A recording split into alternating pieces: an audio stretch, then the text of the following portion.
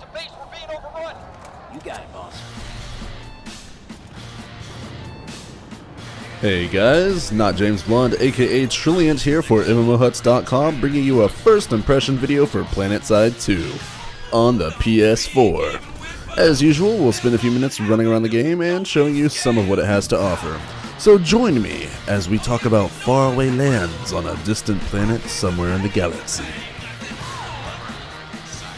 Just a quick side note here, you'll see me switching back and forth between PS4 and PC footage of the game because this is more of a comparison video between the two games, as opposed to an actual first impression video. Now I know it's labeled as first impressions and all that, but that's really what this is, you know, when you get down to the nitty-gritty of it, because I'll be talking more about the features on the PS4 and all of that other stuff, as opposed to gameplay elements and stuff. So, with that said, let's get started. Let's start things off by talking about the most obvious difference, the interface. Daybreak gave the game's interface a pretty substantial makeover for the PS4 version, making it look and feel more like a console game. In the menu, you still get to choose your loadouts and which class you'd like to play as, but everything looks quite a bit different compared to the PC counterpart. It takes a bit of getting used to as well, and I'm not sure if I like it. The menu seems to suffer from a bit of input delay, which, in my opinion, can be a bit annoying. I haven't experienced any input delay while actually playing though, other than the occasional FPS drop or server lag. So if the menu had to take a bit of a hit for a more optimized field experience, then I'm alright with it. Another major difference in the PS4 version is going to be the way you control your character. Since we're on the PS4, you'll be using Sony's DualShock 4 controller. The controls in the game feel very natural, and if you've played another console FPS that actually uses the standard shooter layout, then you already pretty much know how to play with the exception of the few controls specific to PlanetSide 2. Now, before you start yelling, but the PS4 supports keyboard and mouse, while technically true, PlanetSide 2 does not. In order to keep an equal playing field, and not mentioning the huge advantage of said PC Master Race controls, Daybreak designed PlanetSide 2's control scheme with the DualShock 4 in mind. So, sorry to all the keyboard and mouse fans out there, but if you want that on PlanetSide 2, you'd probably be better off sticking to the PC version. A lot of people are wondering if PlanetSide 2 runs at 1080p, and the answer is yes. The game is optimized for 1080p and runs pretty well on PS4.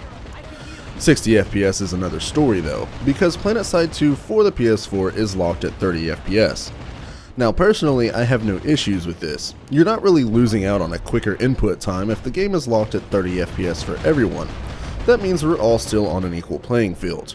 If you're worried about it not being a smooth experience, then worry not. In my experience, 30 FPS is way more than enough for a smooth gaming experience on consoles and TV. So how does the game play? Well, PlanetSide 2 plays no differently than the PC version. All of the objectives are the same. The maps, the races, etc, etc.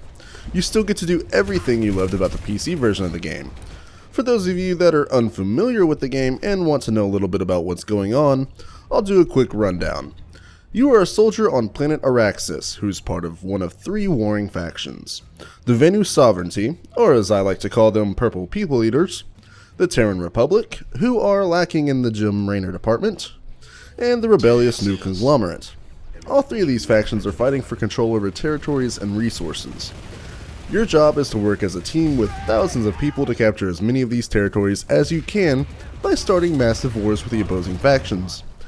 Things can get out of hand and really epic pretty quickly.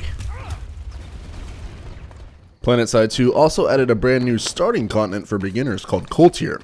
You're able to play on this small portion of Araxis until you reach battle rank 15, at which point you'll be thrown into the mix with the rest of the players. You can choose to skip this continent entirely by warping to one of the larger worlds, but you'll still have access to it until rank 15. It does offer a small tutorial in the form of on-screen pop-ups with a voiceover whenever you approach or interact with something for the first time. A lot of players are dissatisfied with Coultier and the tutorial, as it doesn't go very in-depth with the controls or what you're actually supposed to do in the game. Even though I've already played the PC version for quite a while, I was still confused about how the PS4 version worked for the first 30 or 45 minutes.